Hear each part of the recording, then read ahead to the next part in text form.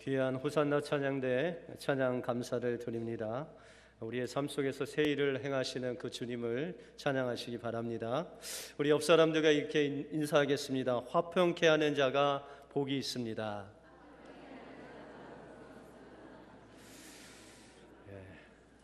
오늘도 하나님이 원하시는 화평케 하시는 여러분들의 삶이 되시길 바랍니다. 펜실베니아 대학교의 마틴 셀리그먼 교수팀은 인간의 노력을 통해서도 이 행복이 늘어날 수 있다라는 것을 증명하기 위해서 500명을 대상으로 이 행복을 증진하는 프로그램을 이제 설문조사를 했습니다. 그 결과 행복감이 증진되고 또한 우울증이 감소하는 그런 결과를 가져오게 되었습니다. 이들이 행복을 증진시키기 위해서 사용했던 몇 가지 질문을 여러분들에게 소개하고자 합니다. 첫 번째로 우리가 행복을 좀 증진시키기 위해서는 첫 번째로 매일 밤 그날의 좋은 일 3가지를 생각하는 것입니다. 여러분들 하루 살 동안 좋은 일 3가지를 생각하면 행복이 좀 늘어난다고 합니다. 두 번째는 자신의 장점 5가지를 찾아서 매일 새롭게 적용하기. 세 번째는 남에게 기억되고 싶은 자신의 모습 적어보기. 5번째는 한 가지 일을 반복하지 않고 다양한 일을 해보기. 6번째는 인생에서 가장 즐거웠던 일을 생각하기. 마지막으로는 10년 뒤에 가장 잘 될 나의 모습을 그려보기. 이 7가지를 질문을 하고 그렇게 실천을 해보니까 실제로 행복이 늘어나고 우울증이 감소되는 그런 결과를 가지고 왔다고 합니다. 우리 인간의 행복은 작은 연습의 총합이라고 할 수 있습니다. 다시 말해서 우리가 마음을 어떻게 먹느냐에 따라서 우리의 마음의 행복이 늘어날 수도 있고 줄어들 수도 있다는 것입니다. 우리가 실내로 여러분들 잠자리에 들기 전에 자녀들에게 가서 기도 한번 해주고 꼭 한번 안아주고 잠에 드는 거. 또 아침밥은 꼭 챙겨 먹되 혼자 먹는 것이 아니라 가족끼리 또 다른 사람들하고 챙겨 먹고, 또한 집에 들어설 때 얼굴을 좀 펴고 들어가는 것. 이렇게 작은 것 하나 우리가 실천할 때 우리의 삶 속에 우리의 마음의 행복이 늘어날 수 있다는 것입니다. 그런데 우리 믿는 자들에게도 이런 남모를 행복이 있다는 거예요. 여러분들 어려운 일을 막 당했어요. 아주 어려운 일을 당했는데 마음이 편할 때 있으세요? 어려운 일은 당했는데 마음이 편하다. 아니면 여러분들 예전에 목욕탕 갔는데 열탕이라는 곳이 있잖아요. 너무 오래돼서 생각이 안 났어요. 그런데 열탕에 딱 들어가서 어르신들이 한마디 하시는 그 한마디가 있으시죠? 뭐라 그러죠? 뜨거워 그러나요? 시원하다 그러죠? 여러분들 어떻게 그 열탕에 들어갔는데 시원할 수 있죠? 바로 그것이 우리 믿는 사람들이 어려움을 당했는데 마음이 편한 이 역설적인 이 표현이 바로 주님이 주신 평화 때문에 그렇습니다. 하나님께서 예수 그리스도를 통해서 하나님과 우리 사이에 막혀진 담을 허물어 뜨리심으로 말미암아 우리가 어떠한 상황 속에서도 편안할 수 있는 그 평화를 우리에게 주신 그 주님이 바로 우리의 좋으신 아버지라는 것입니다. 하나님이 주신 이 평화를 또한 다른 사람에게 나눠줄 수 있는 자를 하나님께서는 오늘 복되다라고 말씀하고 있습니다. 그러면 하나님이 원하시는 화평케 하는 자는 어떤 사람이고, 하나님이 원하시는 이 화평케 하는 자가 받을 복이 무엇인지 오늘 본문을 통해서 살펴보겠습니다. 먼저 화평케 하는 자는 하나님과 화평한 사람이 바로 화평케 하는 사람입니다. 오늘 본문에 보시면 화평케 하는 자는 복이 있다라고 했을 때 이 화평케 하는 자라는 헬라어가 바로 호이 에이레노 포이오이라는 단어입니다. 이것은 어떤 화평에 속하다라는 의미보다는 화평을 만들어내다, 화평을 실천하다라는 그런 의미가 있습니다. 다시 말해서 하나님께서 함께 하시면 우리는 화평을 실천할 뿐만 아니라 화평을 만들어낼 수 있다라고 그렇게 말씀하고 있습니다.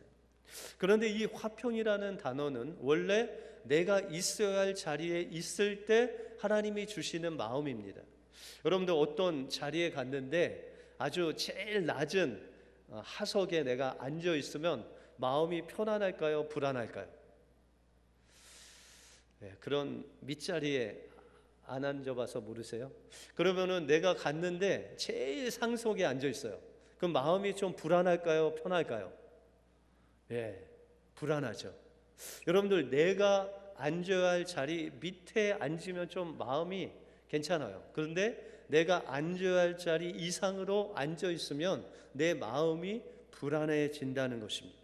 다시 말해서 인간은 하나님께서 원하시는 자리가 있었습니다. 아담이 있어야 할 자리가 있었고 하와에게도 하와가 있어야 될 자리가 있었다는 것입니다. 아담은 하나님께서 그에게 많은 동물과 만물을 맡겨주시면서 그의 이름을 정하고 그를 정복하고 다스리라는 그 자리를 아담에게 주었습니다.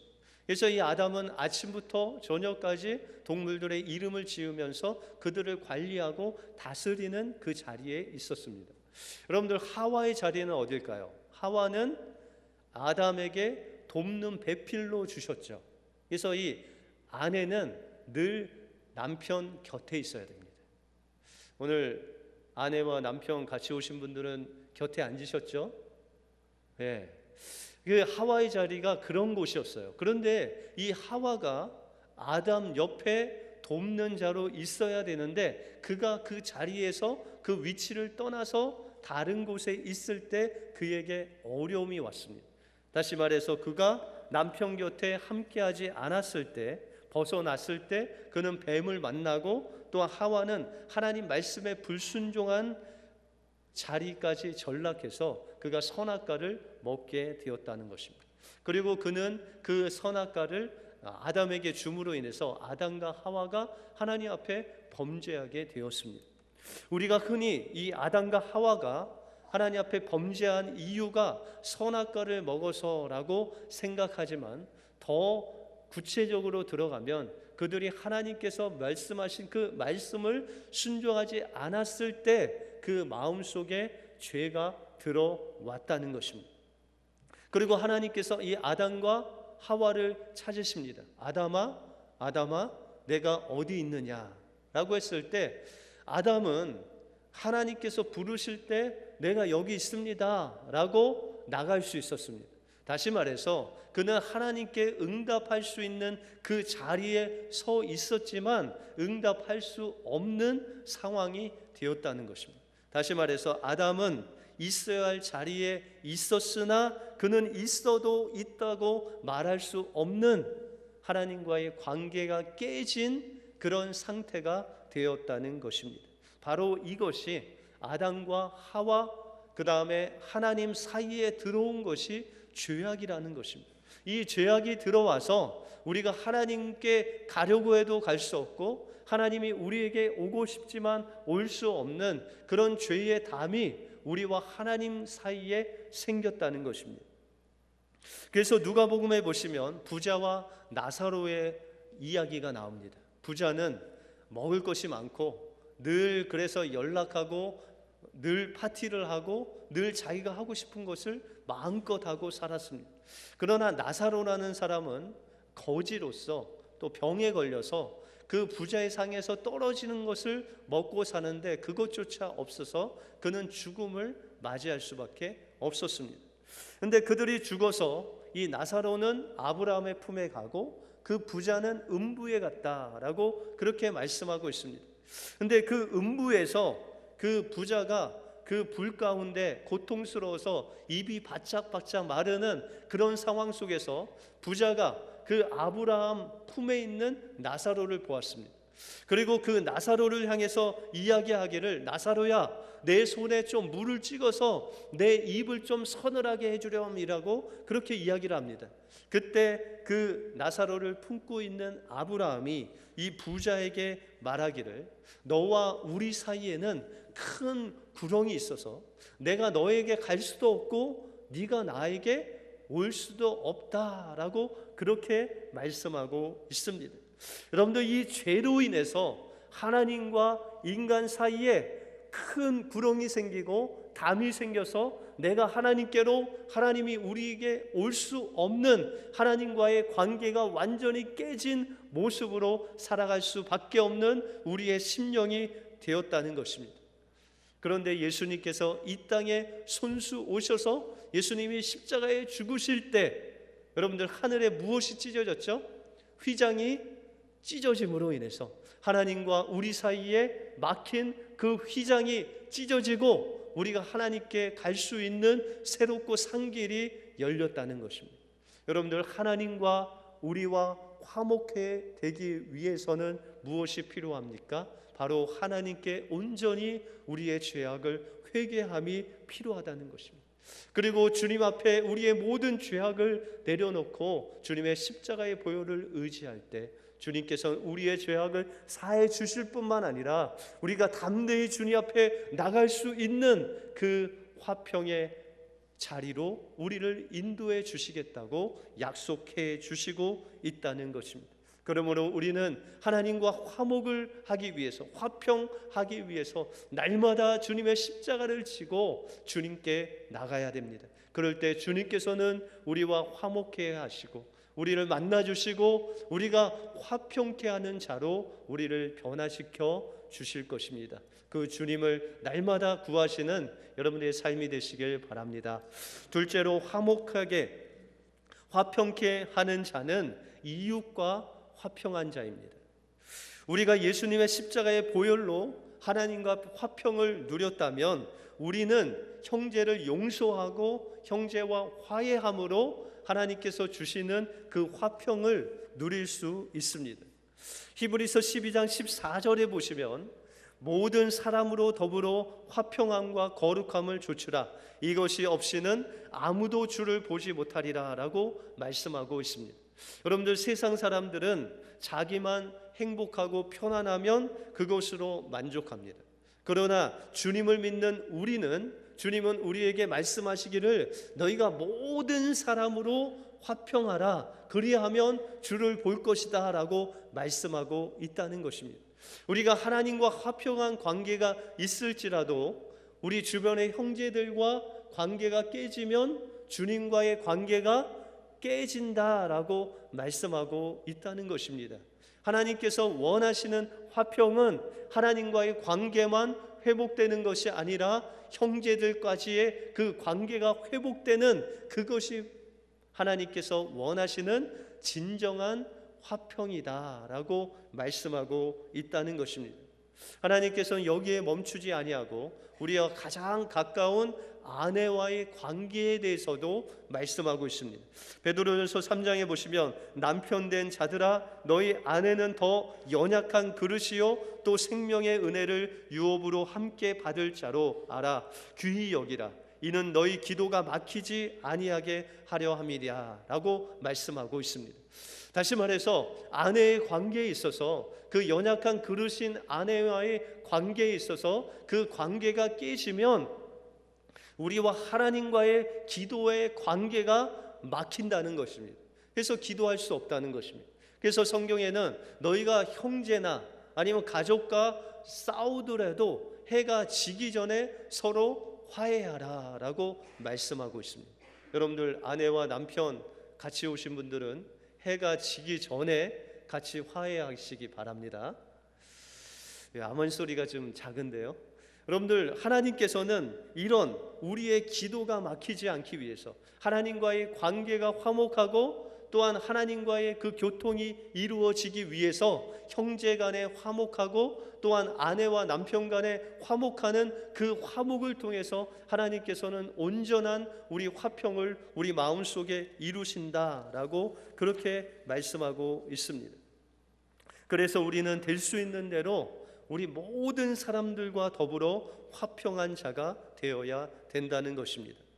어느 가정에 남편이 딴 여자와 눈이 맞아서 아내와 그 삼남매를 버리고 갔습니다. 갈 곳이 없는 그 아내는 서울에서 안산으로 이사와서 전도를 받아서 하나님의 사람이 되었습니다. 모진 고생을 다해가면서 이 삼남매 모두 대학을 마치게 했습니다. 20여 년 동안 교회에서 섬기면서 권사 직분을 받아서 충성했는데 이 50세 중반에 신부전 합병증으로 인해서 이제 임종을 맞이하게 됐습니다. 신방을 간 목사님에게 그녀는 용서를 빌었습니다. 목사님은 나의 남편을 용서하라고 하셨으나 나는 도저히 용서가 안 돼서 엊그저께 찾아온 그 남편에게 저주하며 쫓아보냈습니다. 그러나 목사님을 뵙고 이제야 그를 용서하게 되었습니다 라고 하고 눈을 감으셨습니다. 목사님은 기도했습니다. 하나님 왜 죄진 사람은 저렇게 건강하고 형통하고 억울하게 버림받은 권사님은 고통 속에서 평생 자녀들을 저렇게 20년 동안 키워서 대학을 보냈는데 왜 병으로 죽게 하십니까? 라고 하나님 앞에 외쳤습니다. 하나님의 응답이 목사님의 마음에 와닿습니다. 죄 지은 사람의 죄보다 믿는 사람이 용서해 주지 못한 죄가 더 큰 것이다. 용서는 상대를 위한 것이 아니라 실상은 너 자신을 위한 것이란다 라는 음성을 듣고 목사님이 회개하며 눈물을 흘렸다고 합니다. 여러분들, 진정한 하나님이 원하시는 화평은 바로 내가 잘해서만 뿐만 아니라 나를 향한 그 상대방을 용서해주고 화목하게 하고 그를 위해서 기도해 주는 것이 정말 하나님께서 원하시는 화평이고 그것이 바로 나를 위한 용서가 된다는 것입니다. 그래서 예수님께서 십자가에서 죽으실 때 하나님을 향해서 말씀하시기를 아버지여 저들의 죄를 용서하여 주옵소서 자기의 하는 것을 알지 못합니다 라고 고백하셨던 것입니다. 예수님도 그 십자가에서 우리의 화평을 이루시기 위해서 피 흘려 죽으셨지만 죽으시면서도 그 다른 사람들의 죄악을 용서해 주시는 진정한 화평케 하는 자의 모습을 우리에게 보여주셨다는 것입니다. 하나님은 모든 사람을 사랑하십니다. 그래서 모든 사람을 사랑하시기 때문에 그 독생자를 내어 주심으로 우리의 모든 죄악을 용서하신 것입니다. 주님께서 용서하신 것은 우리가 용서할 수 없는 자도 용서하고 우리가 정말 미워하고 용서할 수 없는 그 사람을 위해서도 주님께서 십자가에 피 흘려 죽으신 것이라는 것입니다. 그러므로 우리는 그 십자가에 자신을 내어주기까지 사랑하신 주님의 사랑으로 우리를 형제를 사랑해야 됩니다. 용서해야 됩니다. 화해해야 됩니다. 그것이 하나님께서 원하시는 화평케 하는 자의 모습이라는 것입니다. 마지막으로 화평케 하는 자는 화평을 전하는 자입니다. 화평케 하는 자는 화평을 신천하고 또한 만들어가는 사람이라고 말씀드렸습니다. 구약 성경에 보시면 출애굽기 32장에 보시면 모세가 이제 하나님께서 주시는 그 율법을 받기 위해서 시내산으로 올라갔습니다. 40일 동안 하나님께서 모세와 함께 하시면서 하나님께서 돌판에 친히 율법을 새기시고 그 십계명을 새겨서 이 모세에게 전달하십니다. 근데 40일 동안 이 모세가 없음으로 인해서 이스라엘 백성들이 모세를 기다리다 이제 애굽에서 그들을 나오게 하신 하나님이 바로 그 형상을 금송아지로 만들어서 그곳에서 춤추며 절하며 우상 숭배를 하게 되었습니다. 그때 하나님께서는 이 사건으로 인해서 그들에게 진노하시면서 모세에게 말씀하십니다.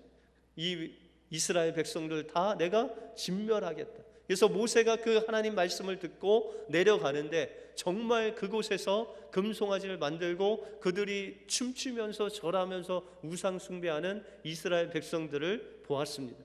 그때 모세는 그 돌판을 땅에 떨어뜨려 깨뜨리고 그들에게 가서 그 금송아지를 다 그냥 불살라서 녹이고 그것을 가루로 내어서 물에 타서 그들에게 마시우게 합니다.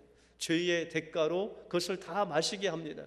그리고 모세는 하나님께 무릎 꿇고 기도합니다. 하나님, 이제 그들의 죄악을 용서하여 주시옵소서. 그들은 비록 죄를 지었지만 이 애굽에서 주님의 권능의 팔로 구원하신 하나님의 백성들이 아니하십니다. 그들은 하나님의 백성입니다. 만일 하나님께서 그들을 용서하지 아니하시면 주의 기록된 책에서 내 이름을 지워버리소서. 다시 말해서 하나님께서 저들을 용서치 아니하시면 차라리 내 이름을 생명책에서 지워달라고 기도하는 모세의 모습이 바로 화평케 하는 자의 모습이라는 것입니다. 여러분들, 이 모세가 하나님 앞에 무슨 범죄를 범했습니까? 그가 무슨 범죄를 범했길래 그 생명책에서 자기의 이름을 지워달라고 기도하고 있습니까? 모세는 알았습니다. 바로 하나님께서 나를 용서해 주실 뿐만 아니라 이스라엘이라는 공동체와 함께 하나님께서 구원하셔서 나뿐만 아니라 이스라엘 전체가 하나님의 백성인 것을 알았습니다. 만약에 이스라엘 백성이 하나님의 백성이 아니고 하나님께서 진노를 내리신다면 바로 이 모세도 하나님 앞에 구원받을 수 없는 그런 존재라는 것을 알고 하나님 앞에 하나님, 저들의 죄를 용서하시고 용서하지 않는다면 저도 용서하지 말라고 하나님 앞에 부르짖은 것입니다. 바로 이것이 고린도전서 12장에 보시면 우리가 바로 모든 교회가 하나님의 몸이라고 말씀하십니다. 그리고 이 몸된 교회 한 사람 한 사람이 그 몸된 지체라고 말씀하고 있다는 것입니다. 다시 말해서 여러분들 한 사람 한 사람이 바로 교회를 이루는 구성원이고, 이 교회에 한 사람이라도 아픈 사람이 있으면 교회 전체가 아프게 되는 그 믿음의 공동체가 바로 교회다라고 말씀하고 있다는 것입니다. 여러분들 혹시 바늘에 찔려 본 적이 있으십니까? 네, 바늘에 찔려 본 적이 여성분들은 좀 많으시죠? 네, 전혀 바늘에 찔려 본 적이 없으세요? 근데 제가 어렸을 때, 제가 생각할 때는 한 2학년쯤 될 때 어머니가 이 바늘 호청을 이렇게 하시다가 잠깐 자리를 비우신 그 사이에 제가 그 바늘을 발로 밟았습니다. 그런데 이 바늘은 없고 이 실만 보였습니다. 다시 말해서 바늘은 제 발 속에 다 들어가고 그나마 실이 있어서 그 실로 뽑았던 그 기억이 납니다. 여러분들, 바늘에 찔리면 발만 아플까요? 온몸 전체가 아플까요? 네, 그때 발만 아픈 것이 아니라 그냥 온몸이 다 소름이 끼치더라고요. 여러분들, 이것이 바로 하나님께서 원하시는 화평의 원리입니다. 여러분들, 나만 잘 살고 저 사람은 별로 못 살아도 될까요? 하나님께서는 그걸 원하는 것이 아니에요. 하나님께서는 나도 잘 살고 저 사람도 잘 사는 것이 하나님이 원하시는 화평이라는 거예요. 그래서 여러분들, 구약 성경에 보시면은 하나님께서 가장 관심을 둔 사람들이 있었어요. 그 사람들이 누구냐면 고아와 과부와 나그네였어요. 그 사람들은 현실적으로 그냥 있으면 못 살 사람이에요. 그냥 어려움을 당할 사람이에요. 그래서 하나님께서 그들 위해서 11조를 내게 하셔서 그들을 도우라고 하시고, 추수 때에는 이삭이 떨어지면 그것을 줍지 말고 그들이 주어서 그것을 먹을 수 있도록 도와주라라고 그렇게 말씀하고 있습니다. 그러므로 이 하나님께서는 우리만 화평한 것을 원하시지 아니하고 오늘 성경에 보시면 모든 사람들이 다 하나님의 그 화평을 누리게 하는 것이 바로 하나님이 원하시는 화평케 하는 자에게 원하시는 복이라는 것입니다. 그런데 오늘 성경에 보시면 화평케 하는 자는 복이 있나니 하나님의 아들이라 일컬음을 받을 것이다 라고 말씀하시고 계십니다. 여러분들, 예수님께서 세례를 받으시러 오실 때 세례 요한이 예수님을 바라보면서 고백하기를 보라, 세상 죄를 지고 가는 어린 양이더라 라고 표현하고 있습니다. 그 우리의 모든 죄짐을 짊어지고 세례를 받으시고 물속에 들어가서 올라오실 때 하늘이 열리고 비둘기가, 성령이 비둘기같이 임하시고 하나님께서 하늘에서 소리가 있어 가로되 이는 내 사랑하는 자요 내 기뻐하는 자다 라고 말씀하고 있습니다. 바로 주님의 예수 그리스도의 이름을 불러가시면서 이는 내 사랑하는 아들이다 라고 말씀하고 있다는 것입니다. 또한 예수님께서 십자가에서 죽으실 때 주님, 내 영혼을 주님께 부탁합니다 라고 죽으시고 하늘에 해가 가리워지고 무덤이 열리고 땅에 지진이 일어나는 것을 볼 때 한 백부장이 고백하기를 이는 진실로 하나님의 아들이었도다 라고 고백하고 있습니다. 여러분들, 예수님의 그 세례 사건과 그 십자가 사건은 모두 우리의 죄를 짊어지는 어린 양의 예수님의 모습을 가리켜 말씀하고 있다는 것입니다. 주님의 그 십자가를 통해서 화평케 하기 위해서 우리를 위해서 십자가에서 죽으신 그 하나님의 그 모습을 보시면서 하나님께서는 이는 내 사랑하는 아들이고 그는 참 하나님의 아들이라고 일컬음을 얻는, 하나님과 사람에게 하나님의 아들이라고 일컬음을 얻는 주님의 모습을 우리가 볼 수 있다는 것입니다. 하나님께서는 이 주님의 모습과 같이 여러분이 하나님과 사람들 앞에서 이 화평한 일을 위해서 여러분들의 삶을 드리고 기도하고 생명을 드릴 때 하나님께서는 여러분들을 바라보시면서 이는 내 사랑하는 아들이요 내 기뻐하는 자라고 하나님의 아들이라고 일컫는 복을 여러분들에게 주신다는 것입니다. 그것은 바로 하나님과의 화평이 회복되고 형제들과의 화해가 이루어지고 모든 사람을 위해서 중보기도 하면서 화평을 기도하는 그 화평케 하는 자에게 주시는 하나님의 복이라는 것입니다. 여러분들, 화목해 하심으로 하나님께서 여러분들을 하나님의 아들이라고 일컫는 복을 누리시는 우리 은혜교회 모든 성도들 되시길 주님의 이름으로 축원드립니다. 기도하겠습니다. 하나님, 감사합니다.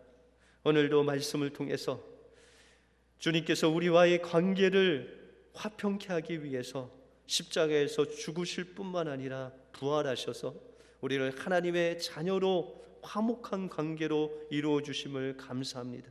하나님, 우리의 삶이 여기에 멈추는 것이 아니라 정말 하나님께서 모든 사람들 위해서 죽으신 그 형제를 하나님 사랑하게 하시고 용서하게 하시고 화해하게 하시고 또한 여기에 멈추는 것이 아니라 주님께서 모든 인류를 위해서 그 화목하게 하신 그 사건과 같이 우리도 그를 위해서 중보기도하게 하시고 모세와 같이 기도하고 우리가 그 형제들이 주님과 화목하게 되기 위해서 형제가 형제와 화목하게 되기 위해서 하나님 중보기도하고 우리가 기도하고 희생할 때 하나님께서 우리를 하나님의 아들이라 불러주시는 복을 주실 줄 믿습니다.